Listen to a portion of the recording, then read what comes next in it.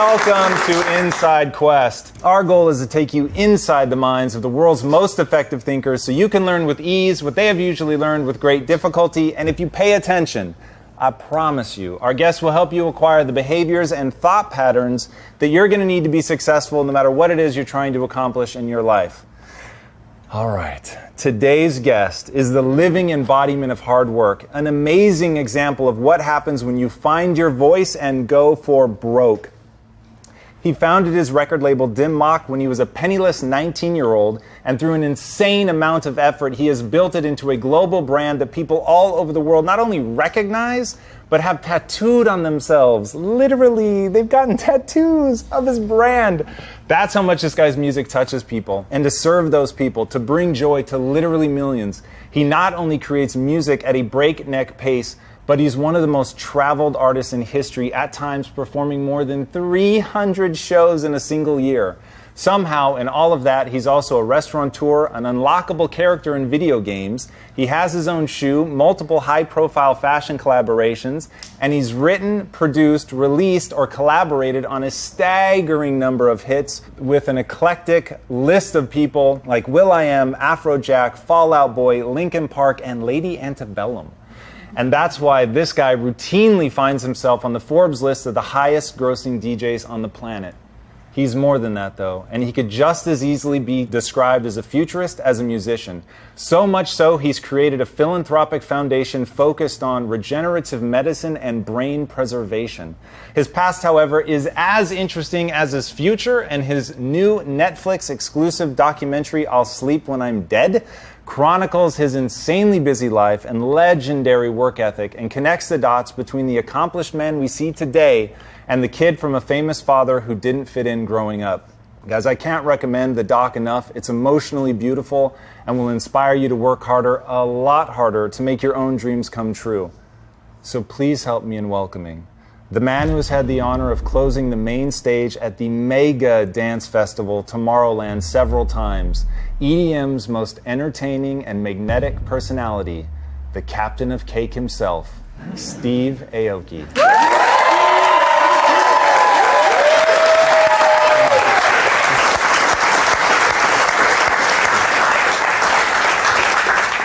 Thank you for coming on the show. That was a crazy intro, man. I was like, oh my God. We try to do it as big as you do at your shows, man, which are an absolute inspiration. And trust me, this is not an everyday occurrence that we've not only got people stacked against the walls here, but we've got people upstairs, and it's a testament to how much you touch people, man. So first of all, thank you. Thanks for having me. I appreciate that. Truly a pleasure. And when I think about artists and I think about their impact and the fact that people get tattoos of Dim Mak and just of you on them, it really goes to show the power of art, and it goes to show the power of finding your own voice. And that's something that you've talked really powerfully about. And I want to ask about that. So given being born the son of a famous businessman, very successful, people have a hard enough time coming out from under somebody's shadow, and then you have to deal with racism growing up and just all the madness of not fitting in. How did you find your voice in the middle of all that noise? I think, when you're talking about the tattoos and like the fans are coming out, I think the most important thing, that the reason why they do it and the reason why I do it, because my first tattoo was actually another artist. Really? It's this band called Gorilla Biscuits. So it's kind of, it's a funny name, but it's like this sense of community and really building a community or being a part of a community, and immersing yourself in a community that you really believe in. And also thinking locally, like thinking small, thinking focused, and not thinking about the grand scheme of things, but really like what's in this room right here, and how can I connect with the people in this room, and how can the people in this room connect with each other, so that we can actually have a really potent, conversation about whatever it is we're talking about, whether it's music, art, whatever it is. And the more potent it is, the more passionate it becomes, and then it leads to changing people's lives to the point where they get a tattoo or I get a tattoo, where I'm like, this is a life-changing moment for me, and I want to remember that. And I think that's like the most important thing, even when you're looking at it on a grand scale of these big festivals and you're playing in front of all these people, to playing, you know, when I first started, when I was playing in my band in front of like sometimes 6 people, you know, and like knowing that like those 6 people are there to be connected to that experience, that moment, that music, and not taking that for granted either. Right. I love that answer. And I was watching an interview during my research where Larry King asked you, almost confused, you know, okay, so you're a DJ, sometimes you play other people's music, like what is your talent? And your answer was connecting. And I like fell over myself to take a note on that, because I was like, that's so powerful. Walk us through, like, so your first tattoo is Gorilla Biscuits. What did they mean to you? What does that connection do in life? Well, the band represents like the first scene that where music became my life. And when I was a kid, you know, it's like one thing you listen to a song and you hear, you know, while you're driving to work or you're working out to it or whatever it might be, and it's just kind of like a passing like feeling. And there's another thing where music becomes the decisions that you make in everything you do in life, whether it's what you eat, the friends you make, the clothes you wear, you know, all these important social skill decisions. And luckily I found it at an early age. And what it did was it gave me these tools to really be able to say, like, I can do all the things that I am inspired by. Right. So like I look up to these bands that play these guitars and I'm like, it's so complicated what they're doing. I could never do that. You know, I could never sing. I'm not a singer. Right. And I became a singer. I became a guitarist. I became a bassist. I didn't know I could record music until I tried. And then I recorded my first demo when I was 16. So there's like, those tools are essential in order for me to get from being like a fan and being so, you know, observant and not thinking that I can break this threshold. I think a lot of people have that idea, like, I can't really get past this. You know, I don't have a network, I don't have a skill set, I don't have, you know, and I'm too busy doing something else. Right. But if you really believe in yourself and know that, like, the first thing you're going to do, you just have to accept that it's not going to be good anyway. It's just, you have to just do it, you know. And of course, when I finished, I thought it was awesome. But like looking back, I'm glad I can't find that demo, you know. Right. But it was a community. There was a small community I had that helped support me to get to that place of discovery, and that was really important. Yeah. So like this sense of community and this DIY kind of philosophy has been the thread through every major decision I've made. I never really thought about how do I make money so much as how do I, you know, whatever I do, I want to make it special and important to the people that I'm connecting to. Because whatever I do is a service. So if I'm making music, or if I'm putting out a record, or if I'm putting on a show, or, you know, if I'm reviewing a record in a magazine, whatever it is, it's a service, and I want to make it, like, I want to put importance to it. Yeah, I love that. You've talked about when you're DJing, that this is, I have to be totally selfless. For me, this is about the crowd, and I have to give them an experience that they're going to love and going to enjoy. So even if it's a song I've heard 1,000 times, that's what they want to hear at that moment. That's what I'm going to play to keep the energy going up. I really, really like that. And then going back to what you're saying about community, that's why we did this show, right? So on the surface, it doesn't make any sense. We sell protein bars. Like, what are you doing with this show? But I wanted to create a community because just like for you, that music, the hardcore, the DIY scene really became an anchor point for your identity, right? I mean, would you agree with that? Oh, absolutely. So that's, for me, similar things have happened that have been anchor points for my identity. Oddly enough, one of my first was music as well. Have you ever heard of Queensryche? Yeah. All right, I am desperate to get Queensryche on this show. The reason I want to get Queensryche, not because they're a big band, most people do not know who Queensryche is, but they really changed the course of my life. And they had this album called Empire, and they started talking about like social issues. And it was the first time where I was like, whoa, there's a world beyond Tacoma where I'm growing up, and it made me feel connected to something bigger. And I realized I'm alone in my room, but I'm having this inspiring, emotionally connected conversation with a band that doesn't know I exist, right? And the beauty of how art could transcend time and space, because who knew, where they were at that time, touring or whatever. But I was having an emotional relationship with them, and it was really changing me. Is that something that you think about when you're writing?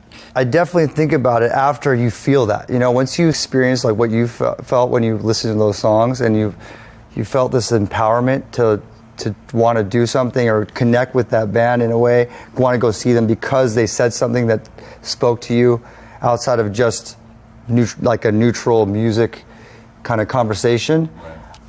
Like Rage Against the Machine was one of those bands, like where you see, like, I mean, I was a fan of Zach De La Rocha and his previous band, and like a lot of the hardcore community has that kind of this like, it's like a legitimized anger.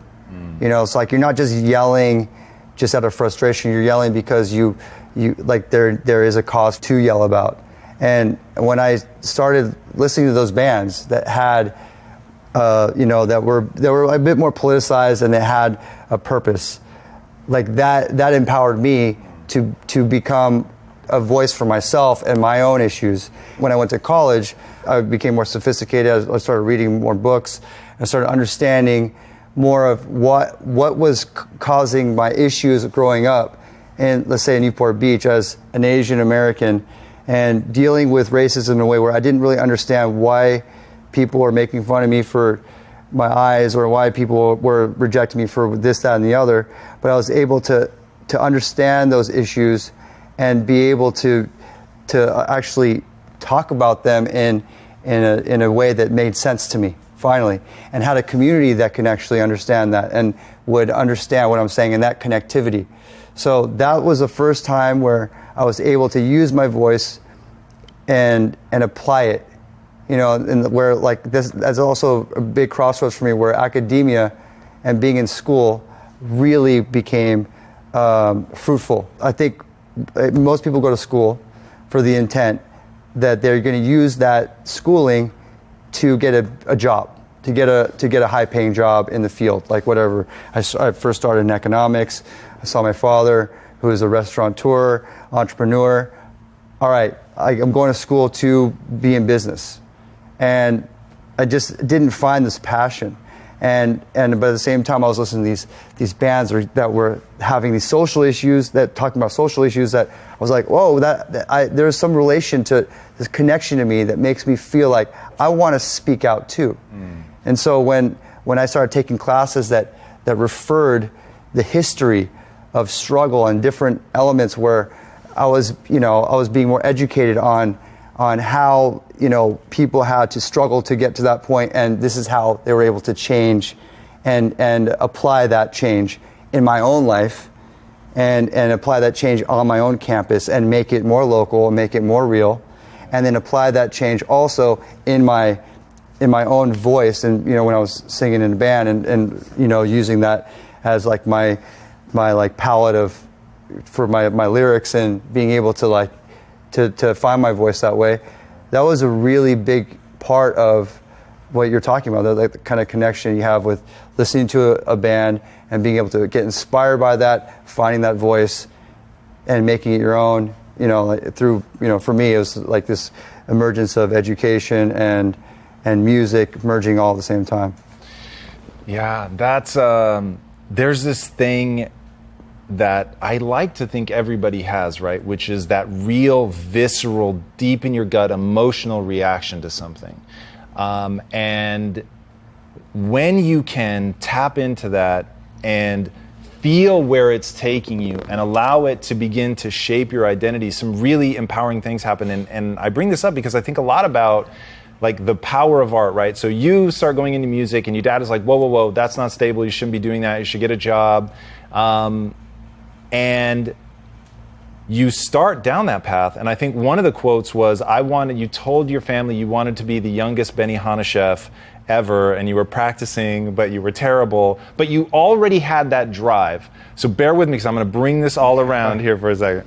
So you've got the drive, you want to show your dad that you're going to be the youngest Benihana chef ever, but you know you're not good at it, but that tells me that you've got this you're falling into the trap that most people fall into of, that's what's put in front of you, so that's what you think you have to apply your drive to.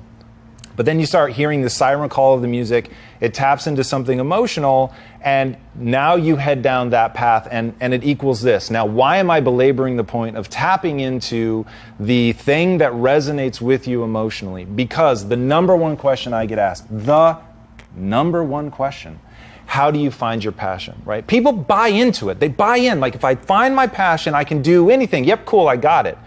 But what the hell is my passion, right? Like, how do I go down that road? And it sounds to me like you found yours by following that emotional tug. But at the time, I was just following what was pulling me at the time. So yeah, you're right. I had to make a decision when I graduated I graduated from UCSB, and I applied for PhD programs and MA programs, and I wanted to do social work. I wanted to continue what I was doing with the work I was doing in academia as an undergraduate, because I felt like I was doing good work, and I felt like I could do better work, especially because I was passionate in that field. And I was doing my label, DIMOC, and that was a crossroads of what is the emotional relationship, which one has the more of the tug that you're talking about, for me to make that decision. Because I finally got accepted to 2 schools. I remember I applied to 15 different schools. That's a lot. And I got rejected to all of them, including Harvard, which is funny because I just played Harvard. I'm like, yo, I got into Harvard this way. Like, you guys like wanted me to play in your, in their like end of the year thing. I'm like, I'm in. Like, you wanted me, I'm here. But I didn't. You rejected me before. So yeah, so I got accepted to 2 programs, and I was like, holy shit, I'm accepted to 2 programs. I think I think I have I think I should do this. And then I'm still doing DIMOC, but I could do this too. And I had to make that decision, and you kind of like see yourself in the future, like, okay, do I see myself under like a lamp with a white beard writing books on like Asian American issues or something, like I didn't know what else, or am I going to be writing music, with the beard, like,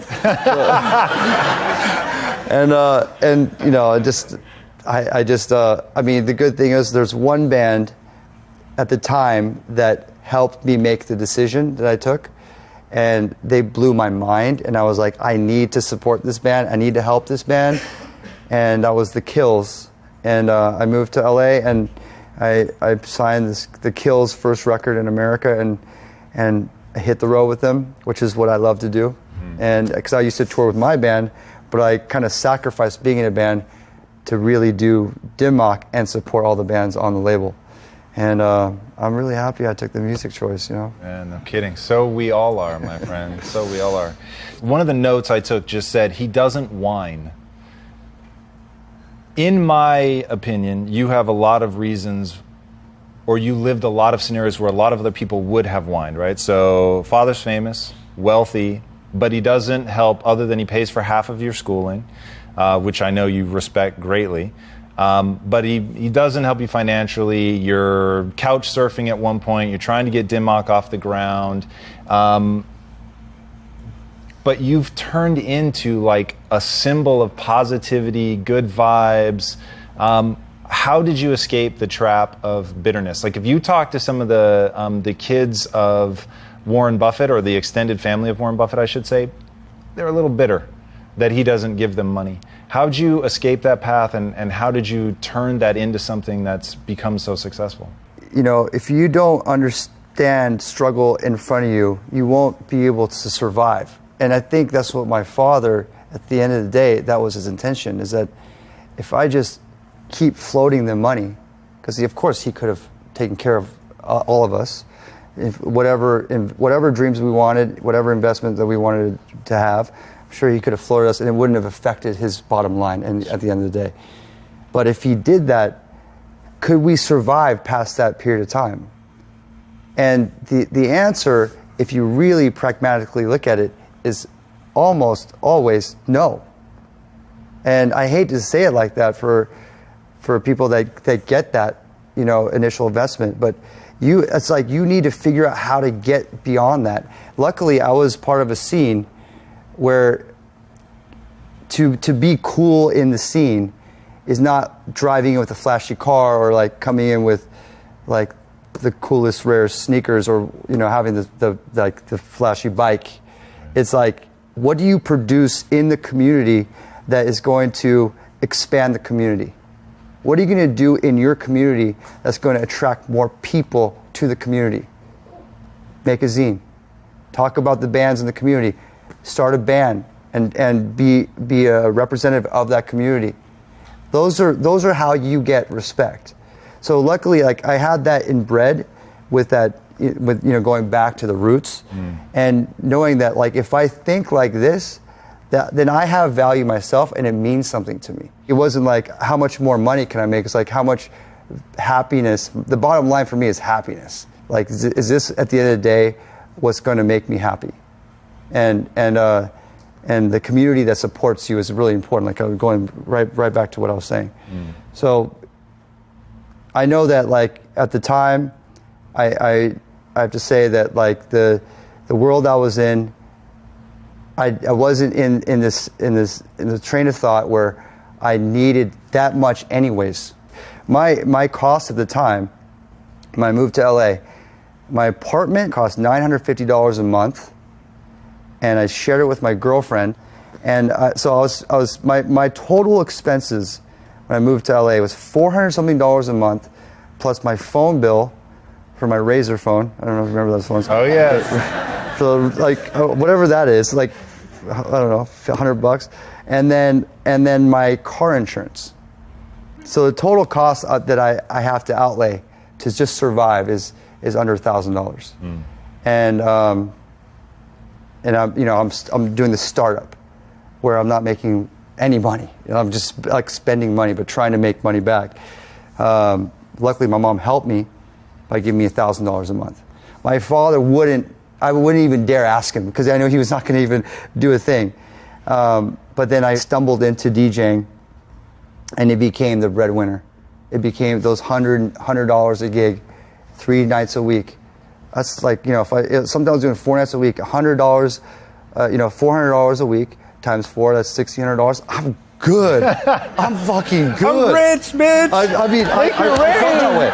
I mean, I bought my first Prius with a bag of cash of 10s and 20s. And I walked into the Toyota dealership with all the $100 I've made after I paid off all my debt. That's awesome. After I paid everything off, and I just dumped it on the table, and they were like, "What are you, drug dealer? Like, stripper? What do you do?" Like, well, I'm definitely not a stripper, and I don't do drugs, and I don't deal drugs. So, I mean, I'm just a DJ, man. I just DJ, play here and there, get $200 here, And they didn't actually know what to do with this cash. Like, this has only happened one time, and the other guy was super shady. And like, so, and I was like, this is all the money I got. Like, take it or leave it. The Prius was like 19 grand. I like brought in like $18,555. And yeah, so that's a good story for me to remember. Yeah, that's awesome. And it's really cool because looking at the photos from that time when you're doing the underground stuff, before I think even you thought of yourself as a DJ, you have that same look of elation on your face, like that you're in the middle of the greatest party ever thrown. And you have that same look now when you're doing Tomorrowland and there's untold thousands of people there. There's literally no difference on your face. And that's cool to see. And that's what got me thinking about, so one thing that I really enjoyed in the documentary, I'll Sleep When I'm Dead, available on Netflix now, is that the way that they connect those dots between who you have become and where you started, and then hearing some of the things that you've talked about, like, and this is my favorite, I was a skater as a kid, this is a paraphrase. I was a skater as a kid. I fell down 1,000 times, scraping my face along the ground. Nobody picked me up but me. And it was in reference to dealing with the fact that your father didn't give you a handout and how that really taught you something. What did you learn from skateboarding and eating it over and over and over? That's actually a great analogy, because in order to learn, you have to eat shit. You have to that's like with anything, with sports, with life. You have to eat shit and get yourself back up. Luckily, hopefully you don't eat shit so bad you can't get back up. Right. But if you watch, like, skaters are one of the most resilient athletes out there, and they get no credit. But actually, if you follow Hall of Meat on Instagram, it's I don't know. Sounds if you like I'm going to get something bad here. It's basically not sure what I'm expecting from Hall of Meat. Skate fails. Like, guys doing like huge gaps and they're just gashing themselves, and they do it like 7 times, and then they make it. And they're beaten up, but they're like, yes, I did it. Yeah. And then they're like, all right, let's go and do the next one. But they're like, that's the kind of spirit that like, I'm glad you mentioned that, because that's the spirit of the culture that I grew up in, is that you don't want to eat shit, but like the eating shit part is part of the process of the reward. You want to earn it. Right. And then once you get that, the reward is, exponentially greater. It's like it's priceless, and then it means so much. So like I think we can all learn from that.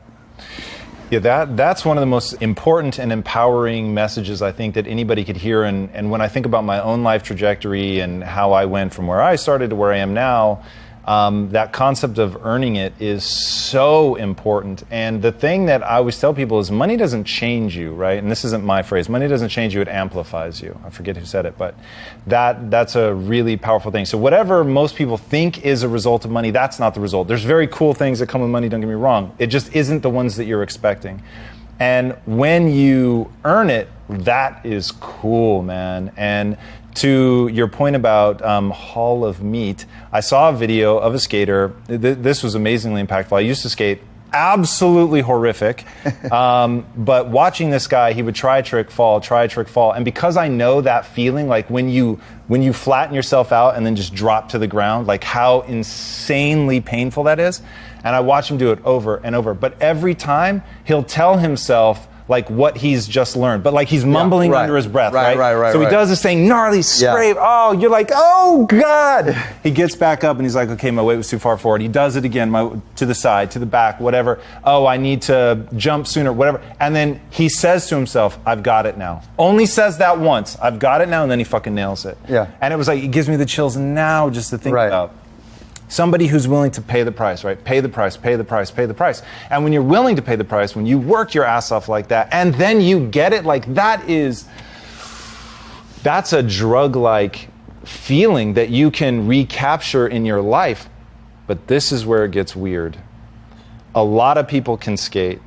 A lot of people are willing to do that. And I think a lot about this with bodybuilders. A lot of people were able to put on muscle mass, get lean, but they don't do what Arnold Schwarzenegger does, or they don't translate it the way that you've translated it into this grandiose success.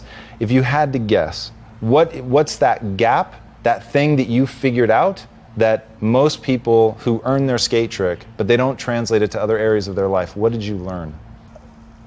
I mean, it's hard for me to think of myself like what is like the X factor that got me to this place, because honestly, I follow my instincts and my passion. I follow my gut, and it leads me in places I would never dream of.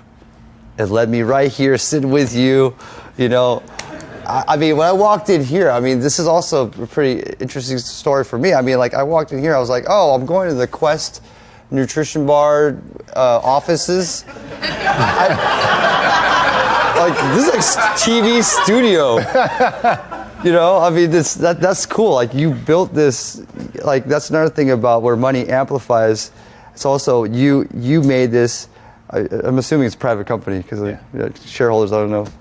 But, you don't think they'd go for this, Steve? What do you mean? Like, see, like that's like I really respect that in you, and I'm doing the same thing. Like, I'm in a position where I had to say enough money. Like, I hate talking about money like that, but I use money as a platform, and my celebrity, whatever you want to call it, as a platform to do things that I've always wanted to do. Sure. You know, I've always wanted to meet Ray Kurzweil. The guy that's like, literally, he's another life-changing moment, you know, like one of those, like, you know, you're just going through life and you read his book and you're like, what the fuck? This is really happening? Yeah. Science fiction becoming science fact? And then I never thought I would be sitting in his apartment playing on a Kurzweil keyboard and interviewing him and talking to him and drinking cold coffee with him. But, but like, you know, and like things like that, I'm like, wow, those are the moments for me, you know? Or like getting a documentary on Netflix. Like, Netflix is the coolest fucking thing in the world. Yeah. You know, I never thought that would ever happen. You know, like, so there's these moments sitting with you, you know, you're fucking awesome. And you guys are cool. But I'm awesome, you're cool. Just to be clear. I'm digressing here a bit, but like I think, I don't even know what we're talking about anymore, but. Well, I'll bring it back around for you. So I have a guess as to what you learned that has allowed you to do this, and it's momentum, the importance of momentum. In fact, I have a quote that you wrote. If I take my foot off the gas, I lose momentum. Momentum is everything. And that was you, because people obviously, I'm sure, give you, right? You're like, hey, I got this shit. All right. Use that one. Yeah. People were giving you a hard time about how much you tour. And I thought, man, that's so true. I wrote this Instagram post one time, which was sort of a mini blog article about momentum is everything. And if you can't capture momentum, if you can't get something going, then just the lethargy of life will suck the juice out of everything, and nothing will ever get going. So I think you have momentum, but you have this other thing, which is this diverse arena of interest. So you were into sociology, and I could see a world where you ended up doing that. You got a degree in women's studies, which is utterly fascinating. The number of people that you've collaborated with, and the way that they span the gamut, like and I know how much flack you've taken for this, but when you put Celine Dion into one of your songs, which the EDM world, I'm sure from a critical standpoint, had a seizure, but seeing the throngs of people with their arms out, you know, singing that, and just incredible. And if you guys haven't seen that moment, he gets up on the DJ stand and says, "Do you trust me?" And then says, "If you trust me, put your arms out." And the whole fucking crowd just boom. And then he takes him on this like beautiful journey of enjoying the song at this insane level. And I just thought, wow, you're an excitable guy, right? And that to me is one of the most beautiful personality traits any human being can have, is to get legitimately excited about something. And I think that's why you do so well in the world of DJing, is you have to get excited first for the crowd to get excited. And you can take a lame crowd and light them on fire, and you can get that energy from them and project it 1,000-fold. And because you're the conductor, right, helping people get into that state, but having this breadth of things that you can be excited about, and then marrying it to this concept of momentum is I think why you've been able to do it, because you catch this wave from something else you're interested in so that you can reinvent yourself. You know, when I look at how long you've been relevant, it's crazy. It's crazy. I mean, I've talked to a lot of artists, and we can look at it in a very macro way. You play a lot of shows, you play in front of tons of people, and if you don't really look into the crowd so much, it all feels the same. And if you look at it like that, it's easy to be jaded, it's easy to lose interest, and it's easy to lose focus on why you're even doing it, you know. And that's why I think a lot of DJs like the small shows, because there's like this, it's easier to pay attention to the crowd, to the details. So I think the most important thing for me, and I do this without even thinking about the theory behind it, but I have to micromanage my like perception.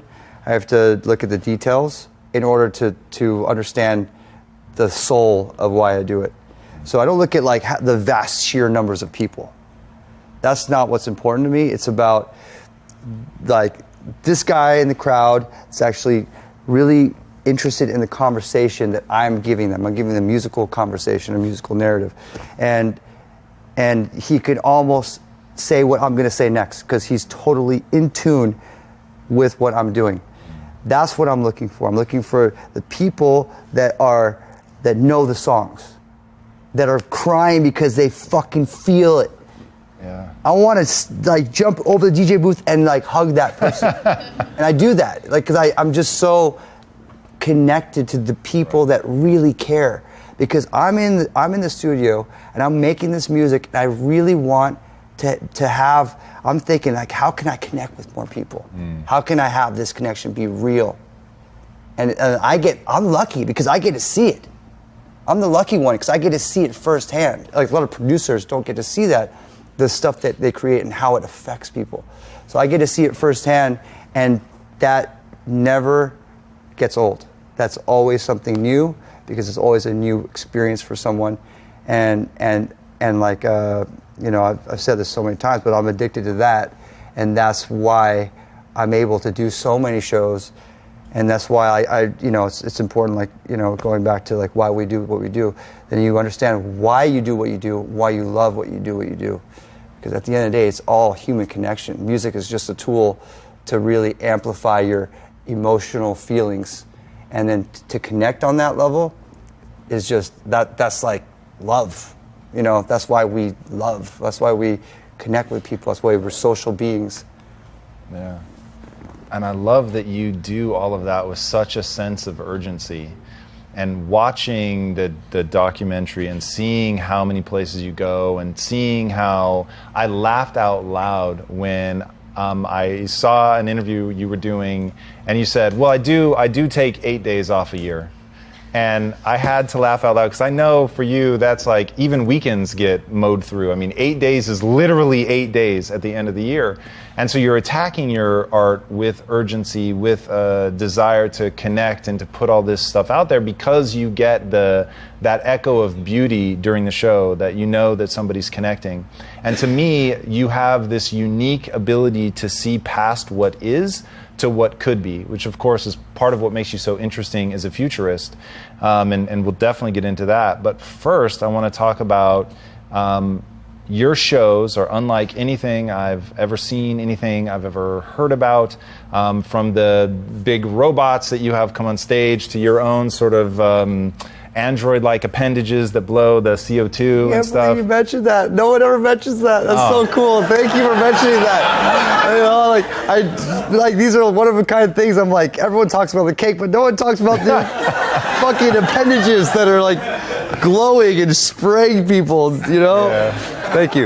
No, for sure, man. That's the stuff that I love, and I'm super interested. We'll talk about it on camera, but I really am interested to get to know you more as a futurist off camera, as I'm somebody that, you know, is a part of a small group that's hopefully growing of people that want to really help usher in the future in a positive way and not in a Skynet-y way.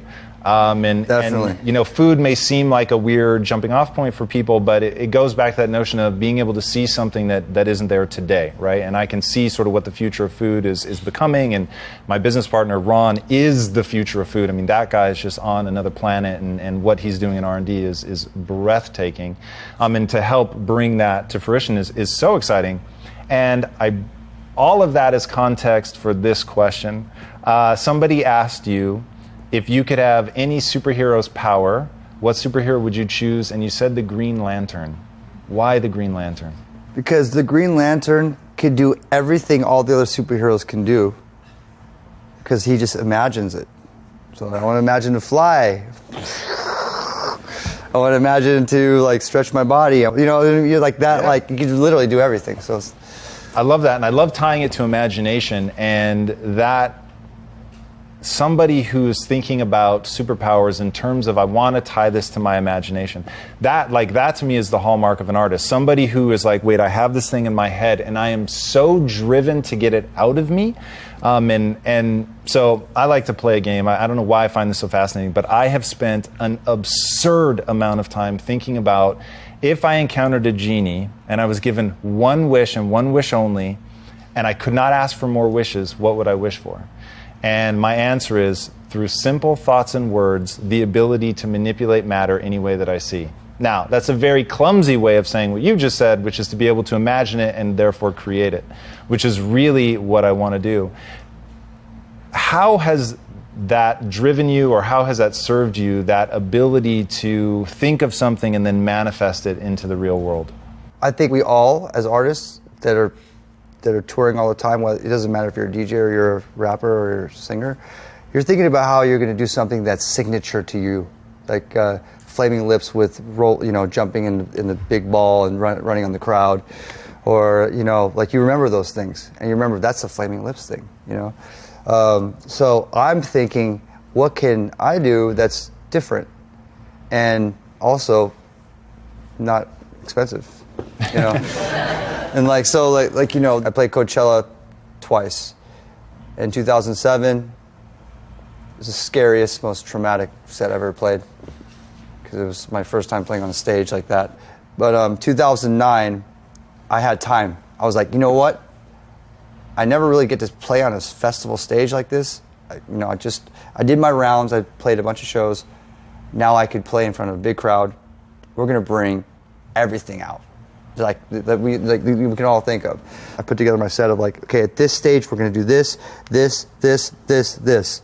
And I remember bringing the girls out on the first part of the song, and we, before the show we sewed together these neon crazy colorful capes, and they're dancing around with their capes. And then one part of the show, I brought out super soakers. We're soaking the crowd because they're hot. That was not a good idea because no one likes a fine stream in their face. So it's trial and error too, right? So you try something, it doesn't work, and you take it out. Right. So that's a really important aspect of trying things and being unique. Some things just don't work. Luckily, the rafts worked for that period of time. People were rafting. It was a new idea. It worked so well that it got in the select choices of photos for Rolling Stone magazine. And in 2009, I was just little Steve Aoki next to Paul McCartney and Kanye West or something, And I was on a raft. Right. What the fuck is this DJ in a raft? I gotta do this every show. This is awesome. Rolling Stone fucking took a picture of that. And then in 2011, I introduced this idea of caking someone, and that was a silly idea that just was hey, no one's really doing this. This is great. It's going to be consistent with it, and then eventually we're going to put it up online and get it viral. And then, a few months later, it just became a thing. People started bringing signs, and then you retire things and you bring new things in, right? Sometimes you can't retire things because people like it so much. Yeah. And then when you don't retire for a long time, there's the critics. They're like, why are you still caking people? Right. You've been doing it for so many years. I'm like, it's hard. But someone's bringing a sign up. I'm like, sorry, we're not going to have that fun time with you. It's hard, Playtime is over. So then that's when I introduced okay, I'm going to bring this neon future element, which, I know we bond on. My album's called Neon Future. I'm bringing Ray Kurzweil. I put Ray Kurzweil on one of my songs in the music video. This is a great tie-in, but it's almost like they don't talk about it at all, except for you, because you're a futurist. Yes. Everyone's but the time that you caked me, I'll never forget it. It's the most best time of my life, But so it's hard. It's you kind of have to balance it out, and you have to think. At the end of the day, for me, I just have to really focus on what's in front of me and make that a really memorable experience, and not get sucked into what the haters out there are criticizing, whether they like it or not. I'm just going to try to make this fun, exciting, memorable. Yeah, I love that. All right, so if you had Green Lantern's powers, how would you usher in the neon future? What would you create first?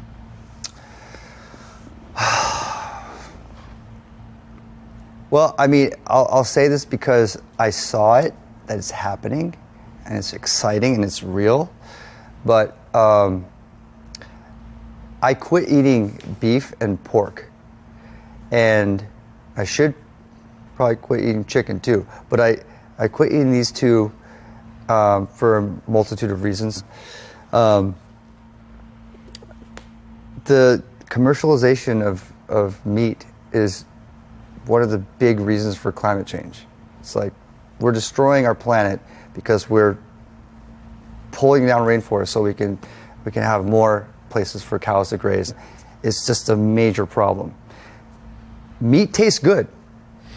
Don't get me wrong. And there's a reason why everyone eats meat, because it tastes good. And it's acceptable, you know. Now they're taking steps forward to create meat from cells. So you don't need to raise all this meat. We can have meat without all this commercialization and destroying the planet and killing animals, and you know, that'll be a big step in like saving the world. So that's one exciting thing that I've heard about, and I know it's in the initial stage. It's going to take some time to get there. Sure. But, you know, I mean, yeah, they've already eaten the first burger made. It's Memphis really, meats. really intriguing. That and what's being done in 3D printing of food, which I think is going to be a huge part of our future. It's a question of, is it a 10-year question or is it a 20-year question? But I don't think it's a question that it will happen. And people ultimately will be printing, even more delicious things than we can imagine now. Well, organs, Jesus, and that's going to save people's lives. Yeah. I met with Aubrey de Grey like a few times. He wrote a book called Ending Aging, and he has a research organization where their whole mission is to turn back the clock on aging. So they do studies on why cells, just overpopulate, degenerate, all kinds of stuff like that, and why cells turn into mutations that cause cancer. And if we really, dive into that and actually, because like now this whole idea of science fiction becoming science fact is like that book is wide open, and it's becoming, there's a lot of things that you would never believe are happening now. If we could reverse cells from degenerating, then essentially we could live indefinitely. Right. Our skins won't get all wrinkly, and our organs won't fail on us. We won't have cancer and all the things that just destroy us and kill us. And then we just have to deal with overpopulation. I'll take that problem. Yeah, exactly. If I'm not mistaken, Ray Kurzweil actually in the bit, in the intro in Neon Future, that's what he's talking about. He's talking about how we hit this point where we're able to add more years to your life faster than those years tick away. So if it takes me 9 years to add 10 years to your life, suddenly you literally can live forever, and there will be a click-over point where it happens, and obviously synthetic biology and just traditional biology are going to merge, and it is such an interesting question. I find it so utterly fascinating. It'll be very, very interesting to see where that goes. Have you got your stem cells banked? I haven't. I just did. I feel like everyone should do that. In due time, if I need an organ to regenerate from this at that age, they can, the idea is they regenerate from, Right. I'll be interested to see, just to really geek out for a second, I'll be interested to see if they can take pluripotent stem cells and make them either age less or just like, a zygote forming in the womb, like to where it is truly starting the clock over. And while I get that we don't know how to do it now, I don't see why it's not possible, since you can through procreation. That's exactly what happens. You take age cells, let's say you have two people that have a kid when they're 30, you're taking cells that are the cells of a 30-year-old, and they create a newborn. So right. We are able, there is a mechanism maybe that we're not tapping into yet, but there is a mechanism for that. And tapping into that would be incredible, and living for it. So I've said on this show, literally no less than a dozen times, I truly plan to live forever. And my question is, since I know you plan to live forever as well, how would it change your life if you knew definitively, I'm going to live forever? It's not a question. Well, I mean, I think the first thing I would say is, because most people, they can't fathom the idea because it's not possible. Right. So I think the first thing that like whenever I talk to people about it is like, I wouldn't want to live forever, but I want to opt out when I want to opt out. Right. I want to make the decision when I don't want to just keel over and I didn't even know I died.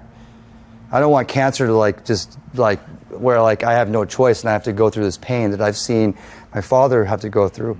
I don't want to see my relatives or anyone I love go through any pain like that either.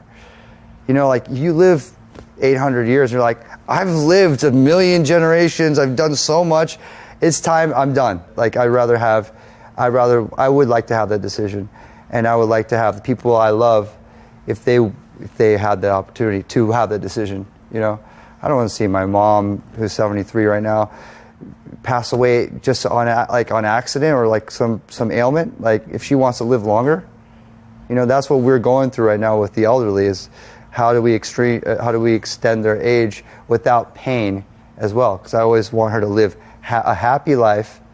I mean, a longer life, but also a happy life, not a painful ending. Did you ever read the book Einstein's Dreams? By? Ooh, I don't remember. But the concept of the book is it basically takes all the different permutations from a science fiction-y perspective of all the ways that time could go, right? So the most potent one, the one that I remember the most, was there's this planet where basically time doesn't exist, and so people live forever. And the world breaks into these two camps. And camp one does nothing because there's always time to do it tomorrow. And so literally their entire lives for infinity is that lazy Sunday morning that, you know, people have after a long, hard week. And then the other camp are people that do everything because they know that there's time to pursue and get great at all the things they're passionate about. And so one after another, they sort of daisy chain these lives of extraordinary accomplishment.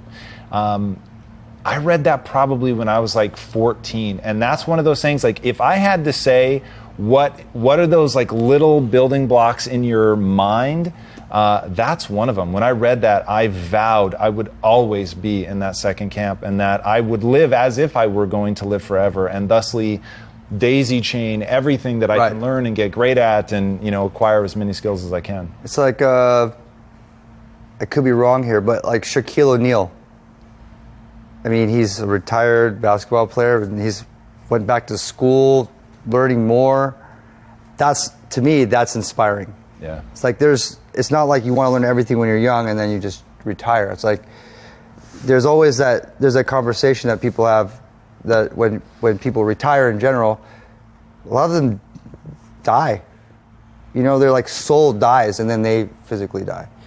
Because you don't want to ever stop learning. That's the whole thing. At least for me, I don't want to ever stop learning. I always want to know there's something more that I can enrich my life, whether it doesn't have to be music. You know, obviously we're talking about the future. So that's what's exciting. I'm definitely in your camp. So can I be in your camp? You can be. Right, Come on over. It'll be a lot more fun with you. You can, you know, keep us with the soundtrack to life moving forward. Sounds good to me.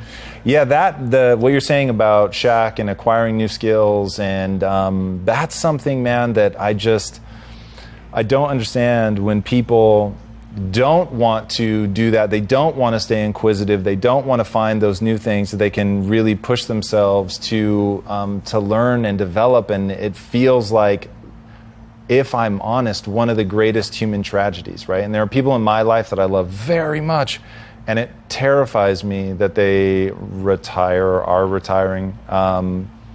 Because I don't know that they'll escape that fate that you're talking about, where it's like the soul just shrivels up. Do you have any insights into helping somebody who's in that state, who needs a little spark, a little creativity in their life, something to get them focused in a new way? You know, it's like you said before, finding your passion is also one of the biggest questions. Because I can easily say, find your passion, and then bounce. And they're like, how do you do that? It goes back to like the very beginning. And you know, I've met people that they're like, I just don't know what that is too, you know, and you just got to try everything. You just got to keep trying. Yeah. I mean, that's the thing, is like, you have to be motivated to at least try. Right. So I guess that's really the question, is how do you get someone motivated to at least try various things so they're not stuck in a bad routine. I mean, because you can live in a bad routine and never actually get out of that. Have you ever heard the phrase, a fool never learns, a smart man learns from his mistakes, and a wise man learns from the mistakes of others? No. I love that quote. That's and good. Right now, I'm going to try to help people be wise when I was a fool. So here was my life. I had major food trauma growing up, and I would actually strategically decide what friend I was going to go spend the night at their house based on what they were going to eat. So I would figure out who's got what. I would go to their house, live and die by that. Flash forward, I end up falling in love with this Greek girl, and her family eats this weird food. They have like this dip that's made out of like fish eggs. Oh God. And they would just eat all this crazy stuff. Now, in the Greek culture, if they offer you something, you better eat it. And I almost That's like ruptured. my favorite food, by the way. I love Greek food. Greek food? Love Greek food. I finally come around to your camp at the end of this story, but in the beginning, so her father, I think, always knowing that I was a picky eater, would always offer me two things. One safe, one dangerous. Now, he was judging me every time I took the safe thing, but he would put me in a position where at least I had the choice. And they have these two things together, watermelon and halloumi. Now, watermelon is possibly my favorite food on the face of the planet, so that was easy. And I would just always take the watermelon. For years, I took watermelon, watermelon, watermelon. And then one day, he finally just offers the cheese. And just sitting there waiting, cheese. right? I love halloumi. It scared the life out of me. I don't trust any cheese that you heat up and it doesn't melt, right? Who has ever heard of grilling cheese? Like, that's madness. So he offers me just the cheese, and I'm like, oh God, do I end the relationship now, or do I eat the cheese? So finally, I take a bite of the cheese, and it was like fireworks went off in my mouth. And I thought, I have had so much anxiety for years about that cheese, about not trying it. And so in that moment, I said, I'll never say no again. If somebody offers me food in sincerity, right, if they offer you balut, okay, maybe that one they're just fucking with you. But if somebody offers me something in sincerity, I'm going to try it. All right. I could have this conversation till the end of time, but I just have one last question for you. Yeah. What is your definition of a life well lived? I'm still figuring that out.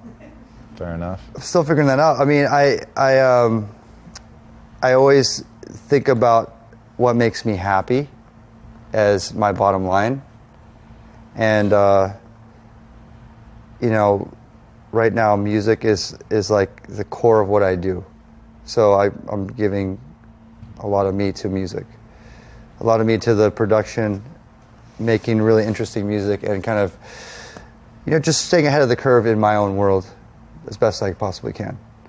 And you got to take risks there too, you know, so you don't know if that's like the right decision as well. And you know, and just.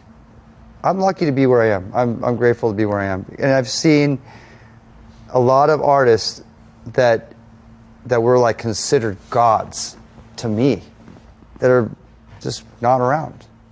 Not necessarily because they didn't have momentum or they, you know, because maybe they stopped or whatever, but they're just not around.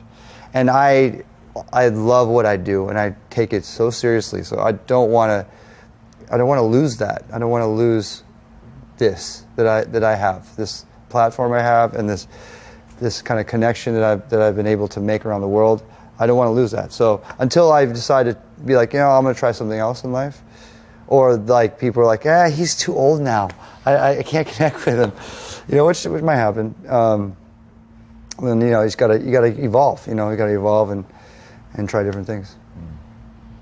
Steve, thank you so much for coming on the show. Yeah, thanks. What an absolute pleasure. Steve Aoki.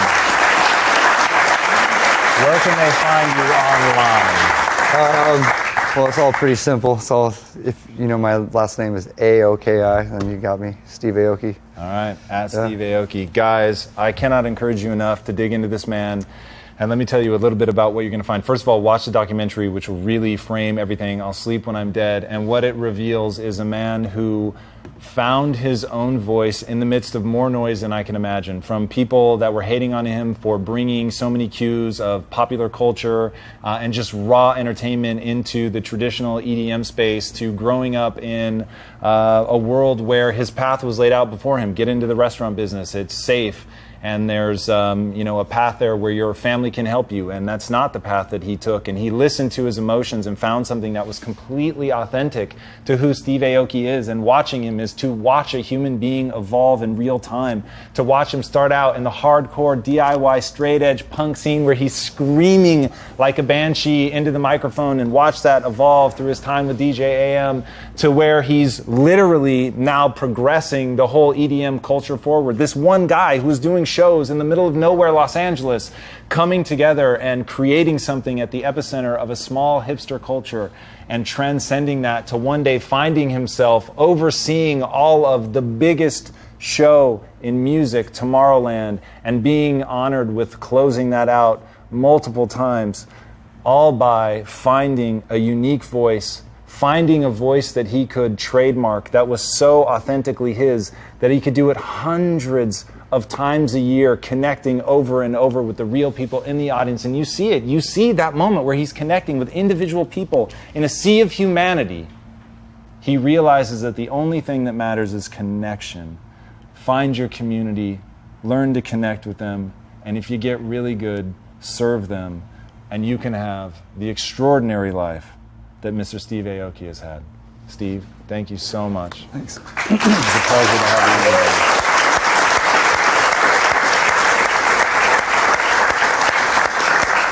All right, guys, it's a weekly show, so be sure to subscribe. And until next week, my friends, be legendary. All right, guys, thank you for joining us.